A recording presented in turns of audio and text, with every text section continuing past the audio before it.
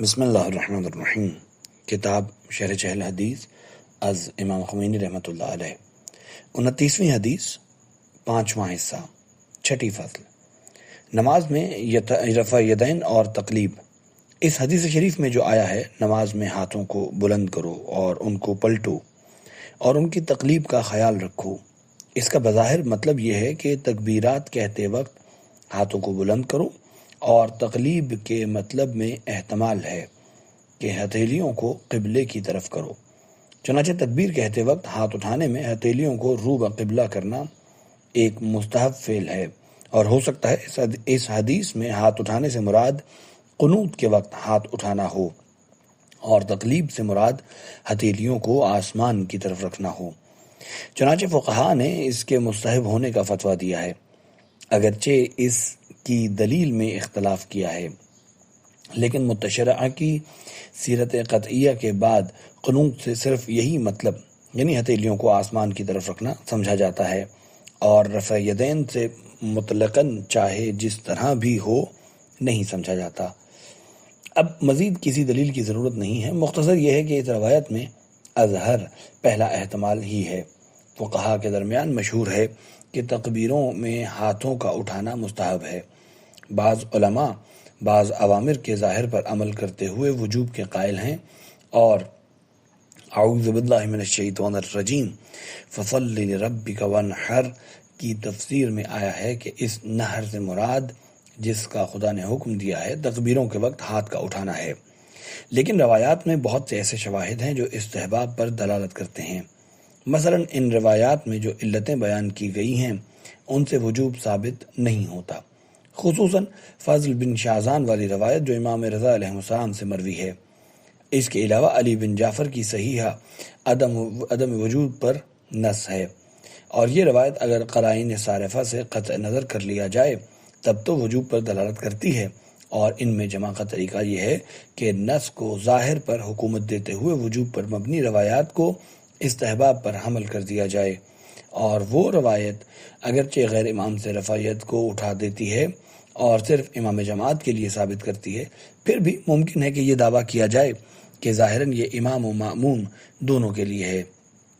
البتہ روایت فرادہ کے بارے میں خاموش ہے، اور منافات نہیں ہے کہ سب ہی سے رفع واجب کر رہی ہو، لیکن امام کا ہاتھ اٹھانا اقتداء کرنے والوں سے اسی طرح کفایت کرتا ہے جس طرح امام کی قرأت ان کی قرأت سے کفایت کرتی ہے، اور اس امکان کی بنا پر جو روایت میں تمام امکانات سے واضح تر ہے، بعض متأخر محققین کا خدشہ بھی درست نہیں ہوتا کہ اس سے حمل مطلق بر مقید لازم آتا ہے، مگر ان تمام باتوں کے باوجود اس کی تفصیل کا نہ پایا جانا اور مشہور کا قدیماً و جدیداً اس کا اختیار کرنا نیز قرائن خارجیہ و داخلیہ کی بنا پر تمام بحث ہی کو ختم کر دیتا ہے۔ اس کتاب کے اعتبار سے اتنی بحث بھی خارج تھی، لیکن اس کے باوجود یہ رفع ید یعنی تکبیر کے وقت ہاتھوں کو اٹھانا آداب مستحبہ میں سے ایک ہے، اور حتی الامکان اس کو ترک نہیں کرنا چاہیے، خصوصاً ایسے مستحب کو جس کو بعض علماء واجب کہتے ہیں، کیونکہ دین میں احتیاط کا تقاضا یہی ہے کہ انسان اس کو ترک نہ کرے۔ رفع یدین کا راز۔ بہرحال ہر نماز میں تکبیر کہتے وقت ہاتھوں کو بلند کرنا نماز کی زینت ہے، اور یہ جبریل علیہ السلام اور ساتوں آسمان کے ملائکہ کا طریقہ ہے۔ چنانچہ اسبغ بن نباتہ نے حضرت علی علیہ السلام سے نقل کیا ہے۔ علل الشرائع اور عیون اخبار رضا میں امام رضا علیہ السلام سے منقول ہے، تکبیر میں ہاتھوں کو اٹھانے کی علت یہ ہے کہ اس میں ایک قسم کا غیر اللہ سے انقطاع اور خدا کے سامنے خلوص و عجز و انکسار کا عنصر پایا جاتا ہے۔ پس خدا کو یہ بات پسند ہے کہ اس کے ذکر کے وقت بندہ اس کی طرف منقطع اور متضرع اور خالص ہو۔ یہ علت بھی ہے کہ رفع ید کی وجہ سے انسان خدا کی طرف متوجہ ہو جاتا ہے، اور نیت کے ذریعے اپنے آپ کو بارگاہ احدیت میں حاضر کرتا ہے اور دل سے توجہ کرتا ہے۔ حضرت کا یہ قول بعض اہل معرفت کے قول کے مطابق ہے کہ وہ لوگ کہتے ہیں رفع یدین کا مطلب یہ ہے کہ دنیا کی ہر چیز کو ہم اپنے پس پشت ڈال دیتے اور حق تک پہنچنے کے راستے سے کانٹوں کو اٹھا دیتے ہیں، اور اپنے کو ماسو اللہ اور منقطع اور ماسو اللہ سے منقطع اور خالص و مخلص کر کے غیر خدا کی طرف توجہ بھی نہیں کرتے۔ غیر کی شرکت مذہب عشق و محبت میں شرک ہے۔ ہم سمجھتے ہیں اس وقت روحانی معراج حقیقی اور خدا کی طرف سفر کرتے ہیں، اور یہ سفر و معراج خدا کے سوا دوسروں سے منہ پھیرے بغیر اور ترک خودی و انانیت کے بغیر حاصل نہیں ہو سکتے۔ چنانچہ ساتوں افتتاحی تکبیروں سے ساتوں کلیہ ملکیہ اور ملکوتیہ کے حجاب پارا ہو جاتے ہیں۔ بس اولیاء کی نماز ایسی ہوتی ہے کہ ہر تکبیر سے وہ ایک حجاب کاٹ دیا کرتے ہیں، ان حجابوں کی دنیا کو چھوڑ دیتے ہیں اور اس دنیا کے بسنے والوں کو بھی ترک کر دیتے ہیں۔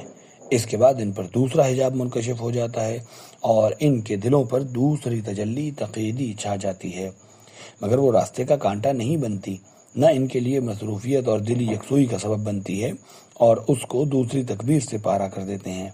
گویا ان کا باطن قلب اس سے متاثر ہو کر نغمہ سرا ہو جاتا ہے۔ خدا اس سے کہیں بڑا ہے کہ تجلی تقییدی کے ذریعے متجلی ہو۔ چنانچہ شیخ الاولیاء والمخلصین حضرت خلیل الرحمن نے اپنے سفر عرفانی میں شہودی اور تجلیات تقییدی فرمائی۔ پس جو سالک اللہ اور مسافر عشق اور مجذوب راہ وصول ہوتا ہے، وہ ایک ایک حجاب کو پارا کرتے ہوئے آخری تکبیر تک پہنچ جاتا ہے۔ اس سے ساتویں حجاب کو چاک کر کے غیر و غیریت کو چھوڑتے ہوئے کہتا ہے: وجہت وجہی للذی فطر السماوات والارض، میں نے اپنا چہرہ اس ذات کی طرف کر لیا جس نے زمین اور آسمان کو پیدا کیا۔ جیسا کہ حضرت ابراہیم علیہ السلام نے بھی فرمایا، اس کا دروازہ کھل جاتا ہے اور سبحات جلال اس پر منکشف ہو جاتے ہیں، پھر وہ استعاذہ کرتا ہے، خدا کا نام لے کر آگے بڑھتا ہے۔ اسی کی طرف امام محمد باقر علیہ السلام نے حضرت علی علیہ السلام سے روایت فرمائی ہے کہ آپ نے فرمایا، اس کی ایک اور علت یہ ہے کہ رسول خدا کو جب شب معراج آسمانوں کی سیر کروائی گئی تو آپ نے ساتوں حجاب چاک کیے۔ آپ نے ہر حجاب کو چاک کرتے ہوئے ایک تکبیر کہی، جس کی وجہ سے خدا نے آپ کو انتہائی کرامت، عزت و فضیلت تک پہنچا دیا۔ دوسری روایت میں اسی مضمون کے قریب کی حدیث امام موسیٰ کاظم علیہ السلام سے منقول ہے، مگر اس میں ہے کہ ہر پردے کے ہٹنے کے بعد رسول خدا تکبیر کہتے تھے، اور یہ ذوق و مشرب عرفان کے زیادہ موافق ہے، اس لیے کہ ہر دفعہ رفع یدین کے بعد کسی حجاب کا انکار ہوتا اور کوئی پردہ چاک ہوتا، اور نور کرامت کے ظہور کے ساتھ آپ تکبیر کہتے۔ چونکہ وہ حجب نورانیت کا ایک نور تقییدی ہے، لہذا رفع یدین کے ساتھ اٹھ جاتا تھا تاکہ تجلی ذاتی مطلق ہو جائے اور انتہائی قرب الہی حاصل ہو جائے، جو اولیاء کی غایت مقصود ہے۔ اس پہلی حدیث کو اس حدیث کی طرف پلٹایا جا سکتا ہے۔ بہرحال ہم تو ان معانی کے ادراک ہی سے محروم ہیں، شہود یا وصول کی منزل تو بہت دور ہے۔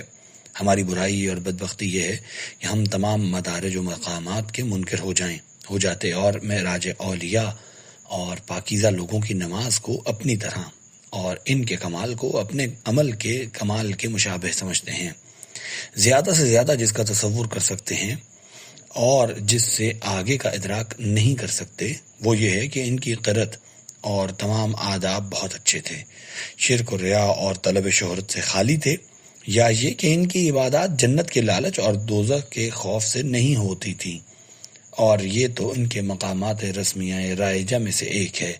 لیکن ان کی نماز میں اور معراج روحانی میں ایسے مقامات ہیں جو ہمارے تصور سے باہر ہیں۔ شیطان کی مکاری کے بارے میں تنبیہ۔ اس مقام پر جب قلم بے اختیار یہاں تک پہنچ گیا ہے، ایک چیز کی طرف متنبہ کرنا ضروری ہے، اور وہ یہ کہ روحانی مقامات تک پہنچنے اور حصول کمال کی راہ میں بچھے ہوئے بدترین قسم کے کانٹوں میں سے ایک جو ڈاکو شیطان کا ایک بڑا کارنامہ ہے، مقامات و مدارج غیبیہ معنویہ کا انکار ہے۔ یہ انکار تمام گمراہیوں اور جہالتوں کا سرمایہ ہے اور ترقیوں کا رک جانا ہے۔ یہی انکار روح شوق کو جو وصول کمالات کے لیے براق ہے موت عطا کرتا ہے، اور آتش عشق کو جو رفرف معراج روحانی کمال ہے خاموش کر دیتا ہے، انسان کو طلب سے روک دیتا ہے لیکن اس کے برخلاف اگر انسان مقامات معنویہ اور معارج عرفانیہ سے خالص عقیدت رکھتا ہو اور ایمان لے آئے تو ہو سکتا ہے کہ یہ خود عشق فطری کی آتش کو جو خواہشات نفسانی کے خاک و خاکستر کے نیچے دب گئی ہے مدد دے دے اور نور اشتیاق کو دل کی گہرائیوں میں روشن کر دے، اور پھر رفتہ رفتہ اس کی تلاش میں اٹھ کھڑا ہو اور جہاد کرے تاکہ ہدایت حق شامل حال ہو اور خدا اس کی دستگیری فرمائے۔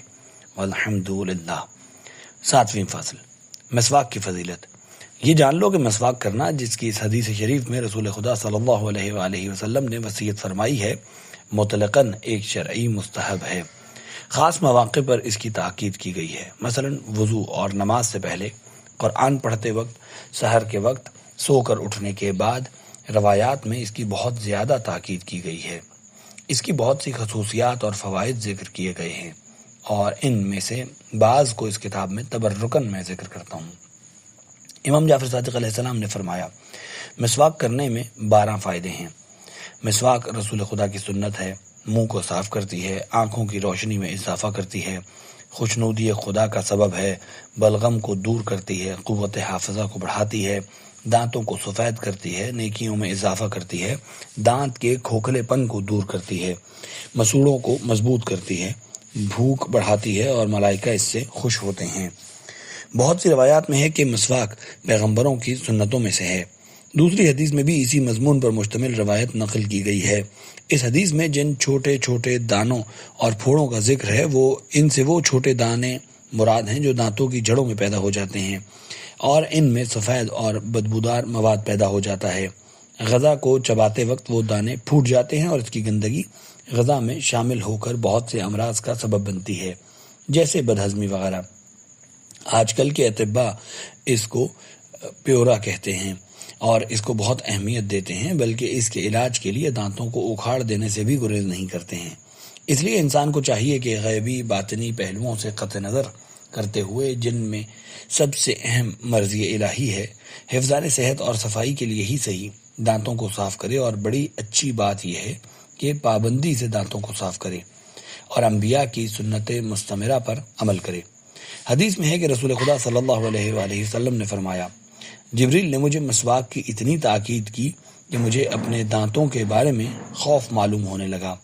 نیز حضرت نے فرمایا، اگر میری امت کے لیے باعث مشقت نہ ہوتا تو میں ہر نماز اور وضو سے پہلے مسواک کرنا واجب قرار دے دیتا۔ حضرت ہمیشہ اپنے سرہانے رات کو آب وضو اور مسواک رکھا کرتے تھے، پانی کے برتن کو کسی چیز سے ڈھانک دیا کرتے تھے، اور جب بھی خواب سے بیدار ہوتے وضو کر کے 4 رکعت نماز پڑھ کر سو جاتے تھے۔ اس کے بعد پھر جب بیدار ہوتے تو مسواک کر کے وضو کرتے اور نماز پڑھتے تھے۔ حضرت امام جعفر صادق علیہ السلام نے اس حدیث کے بعد فرمایا، تم بھی رسول خدا کی نیک بات میں پیروی کرو۔ حدیث میں ہے کہ مسواک کے بعد 2 رکعت نماز بغیر مسواک کی 70 رکعت نماز سے افضل ہے، یہاں تک کہ اگر وضو سے پہلے دانت صاف کرنا بھول جائے تو وضو کے بعد مسواک کرنا مستحب ہے، اور مسواک کے بعد 3 مرتبہ کلی کرنا چاہیے۔ اس بارے میں احادیث بہت ہیں، جن کو ضرورت ہو وہ علماء کی کتابوں کی طرف رجوع کرے۔ 8ویں فصل، اخلاق حسنہ اور رذیلہ کے بارے میں رسول اکرم کے صلی اللہ علیہ وآلہ وسلم کی وصیت۔ اگرچہ ہم نے اس کتاب میں نفس کے بہت سے اخلاق کو گن گن کر تفصیل سے بیان کر دیا ہے، اور اچھے اخلاق سے اتصاف اور برے اخلاق اور ان کی برائیوں سے بچنے کے طریقوں کو بطور مناسب ذکر کر دیا ہے، مگر یہاں پر ایک جامع بیان کے ساتھ مزید کچھ ذکر کروں گا۔ خلق اس حالت کو کہتے ہیں جب وہ انسان میں پیدا ہو جائے تو انسان بغیر کسی غور و فکر کے عمل کرنے لگتا ہے۔ مثلا جس کے اندر خلق سخاوت ہوگی، وہ عادت کوئی تمہید باندھے بغیر نیز کسی قسم کے مرہجات کے جود و انفاق پر آمادہ کرے گی، گویا یہ اس کا فطری عمل ہے، جیسے دیکھنا اور سننا فطری عمل ہے۔ اسی طرح عفت جس کی عادت اور خلق ہو جائے، وہ اپنے نفس کا کنٹرول اس طرح کرے گا جیسے یہ اس کا طبعی فعل ہو، اور جب تک ریاضت و تفکر کے ذریعے نفس اس منزل تک نہ پہنچ جائے، اس کو صاحب خلق نہیں کہا جائے گا، نہ اس کو کمال نفس حاصل ہوگا۔ مگر خلق کے لیے یہ خطرہ لگا رہتا ہے کہ اگر وہ کمالات میں سے ہے تو زائل ہو سکتا ہے، اور بری عادتیں اور برے اخلاق اس پر غالب آ سکتے ہیں۔ ہاں اگر وہ طبعی فعل بن جائے اور قوا اور اعضاء سب اس کے تابع ہو جائیں اور قہر و سلطنت حق ظاہر ہو جائے تب اس کا زوال مشکل ہوتا ہے اور شاذ و نادر ہی زوال آ سکتا ہے۔ علماء اخلاق کا کہنا ہے کہ یہ حالت اور نفس کی اچھائی یا برائی کبھی تو طبعی ہوتی ہے اور اصل فطرت اور مزاج سے متعلق ہوتی ہے، خواہ اس کا تعلق خیر سے ہو یا شر سے ہو۔ چنانچہ مشہور ہے کہ بعض بچے بچپنے ہی سے اچھائیوں کی طرف اور بعض برائیوں کی طرف مائل ہوتے ہیں۔ بعض لوگ معمولی چیز پر غضبناک ہو جاتے ہیں، بعض مختصر سی بات پر خوفزدہ ہو جاتے ہیں، ذرا سی بات پر ڈر جاتے ہیں، لیکن بعض لوگ اس کے بالکل برخلاف ہوتے ہیں۔ اور کبھی یہ نفسانی اخلاق، عادات، رہن سہن کے طریقوں اور تدبر و سوچ سے بھی حاصل ہوتا ہے۔ کبھی اس کی ابتدا تو غور و فکر سے ہوتی ہے، پھر وہ عادت بن جاتا ہے۔ یہاں پر علماء نے اختلاف کیا ہے، جس کا ذکر کرنا، اس کے پہلوؤں کے بارے میں بحث کرنا اس کتاب کے موضوع سے خارج ہونے کے علاوہ ہم کو ہمارے اصلی مقصد سے بھی باز رکھے گا۔ اب میں ان باتوں کا ذکر کروں گا جو اس مقام کے لیے مناسب اور مفید ہیں۔ پس عرض کرتا ہوں کہ کسی خلق کے طبعی اور فطری ہونے کا مطلب یہ نہیں ہے کہ وہ ذاتی ہے اور قابل تغیر نہیں ہے، بلکہ تمام ملاقات و اخلاق نفسانیہ جب تک نفس اس عالم میں حرکت و تغیر میں اور وقت اور تجدد کے قبضے میں ہے، وہ حیلہ و قوت کا مالک ہے، قابل تغیر ہے، اور انسان اپنے تمام اخلاق کو ان کے متضاد اخلاق سے بدل سکتا ہے۔ دلیل و تجربے کے علاوہ انبیاء اور شرائع حقہ کی اخلاق حسنہ اور برے اخلاق سے روکنے کی دعوت اس مدعا پر دلالت کرتی ہے۔ یہ بھی جان لینا چاہیے کہ علماء اخلاق نے تمام فضائل نفس کو 4 چیزوں میں مقید کیا ہے، اور وہ یہ ہیں: حکمت، عفت، شجاعت اور عدالت۔ حکمت کو نفس ناطقہ ممیزہ کی فضیلت قرار دیا گیا ہے، شجاعت کو نفس غضبیہ کے فضائل میں شمار کیا گیا ہے، عفت کو نفس شہویہ کے فضائل میں سے قرار دیا گیا ہے، اور عدالت کو دیگر 3 فضائل کا توازن شمار کیا گیا ہے۔ تمام فضائل کو انہی 4 کی طرف پلٹایا گیا ہے۔ ان میں ہر ایک کا تفصیلی بیان اور حد بندی اس کتاب کی گنجائش سے خارج ہے اور ہم جیسے لوگوں کے لیے بہت زیادہ مفید بھی نہیں ہے۔ جو چیز ضروری ہے وہ بمطابق حدیث رسول اکرم بعثت لأتمم مکارم الاخلاق، مجھے اس لیے مبعوث کیا گیا ہے کہ میں مکارم اخلاق کو درجہ کمال تک پہنچا دوں۔ مکارم اخلاق کو درجہ کمال تک پہنچانا اور حدیث شریفہ میں بھی اجمالاً و تفصیلاً معارف کے بعد سب سے زیادہ مکارم اخلاق کو اہمیت دی گئی ہے۔ انشاءاللہ اس کے بعد ان میں سے بعض حدیثوں میں اس کا ذکر کریں گے، مگر ان کی اہمیت اس سے کہیں زیادہ ہے کہ ہم ان سے عہدہ برا ہو سکیں۔ یہ معلوم ہے کہ آخرت کی حیات ابدی کا سرمایہ اور اس نشأت میں عیش و آرام کا دار و مدار اخلاق حسنہ کے حصول اور مکارم اخلاق سے متصف ہونے پر منحصر ہے۔ اخلاق حسنہ کی بنا پر انسان کو جو بہشت ملتی ہے وہ بہشت صفات ہوتی ہے، جس کا بہشت جسمانی یا اعمالی سے کوئی مقابلہ نہیں کیا جا سکتا۔ بہشت صفات میں تمام نعمتیں اور جسمانی لذتیں بطور اتم و احسن موجود ہیں، جیسا کہ برے اعمال کی وجہ سے انسان کو جو تاریکیاں اور وحشتیں نصیب ہوتی ہیں وہ ہر عذاب علیم سے بالاتر ہوتی ہیں۔ انسان جب تک اس دنیا میں ہے اپنے آپ کو اس ظلمت سے نجات دلا سکتا ہے اور ان انوار تک رسائی حاصل کر سکتا ہے۔ جی ہاں، کر تو سکتا ہے، لیکن اس سرد مہری، جمود، سستی، غفلت اور سہلنگاری سے نہیں کر سکتا جو ہمارے اندر ہے، کیونکہ سبھی جانتے ہیں کہ ہمارے لیے ان روز افزوں بری عادات اور ناشائستہ طور طریقوں میں اضافہ کرنا آسان ہے جن کے ہم بچپن سے بڑھاپے تک عادی ہو چکے ہیں، آخری وقت تک انہی پر باقی رہتے ہیں۔ گویا ہم کو دوسرے عالم کی فکر ہی نہیں ہے، دوسرا نشأہ آنے والا ہی نہیں ہے، آج کے بعد کل بھی تو آنے والا ہے، افسوس اور واویلا۔ معلوم ہوتا ہے کہ انبیاء و اولیاء کی دعوتوں کا ہم سے کوئی ربط ہی نہیں ہے۔ خدا جانے ہم نے اپنے اخلاق و اعمال کے ساتھ ہم کہاں جائیں گے اور کس طرح محشور ہوں گے۔ ہم اس وقت متوجہ ہوں گے جب پانی ہمارے سر پہ سے گزر چکا ہوگا، حسرت و ندامت ہمارا مقدر بن چکی ہوگی۔ ایسی صورت میں اپنے علاوہ کسی کو ملامت بھی نہیں کر سکتے، کیونکہ انبیاء تو سعادت کا راستہ بتا چکے ہیں۔ علماء و حکماء نے ان کی باتوں کی تفسیر ہمارے لیے کر دی ہے، باطنی امراض کے علاج کا طریقہ بھی بتا دیا ہے اور مختلف زبانوں میں بتا دیا ہے، قسم قسم کے بیانات کے ذریعے سمجھا دیا ہے، مگر وہ باتیں ہمارے دلوں میں نہیں بیٹھ سکیں۔ ہم نے آنکھوں، کانوں اور دلوں کو بند کر لیا تھا، اس لیے ملامت ہمارے لیے ہے۔ چنانچہ رسول خدا صلی اللہ علیہ وآلہ وسلم نے بھی اس حدیث میں جس کی ہم شرح کر رہے ہیں فرمایا ہے، مکارم اخلاق سے اتصاف اور ان کے مقابل برے اخلاق سے اجتناب کے بارے میں اس قدر روایات اور کتابوں میں تاکید کی گئی ہے جو حد بیان سے باہر ہے۔ ہماری حالت یہ ہے، ہم ایسی کتابوں کے مطالعے سے بھی غفلت کرتے ہیں۔ میرے عزیز، اگر آپ کو احادیث اور روایات سے کچھ سروکار ہے تو احادیث کی کتب شریفہ خصوصاً کافی شریف کا مطالعہ کیجیے۔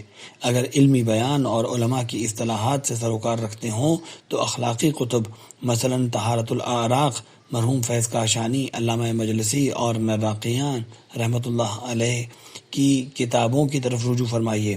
اگر آپ کو ان سے استفادے کی ضرورت نہیں ہے یا اخلاق حسنہ سے اتصاف اور اخلاق سیئہ سے اجتناب کو ضروری نہیں سمجھتے تو اپنی جہالت کا علاج کرائیے جو ام الامراض ہے۔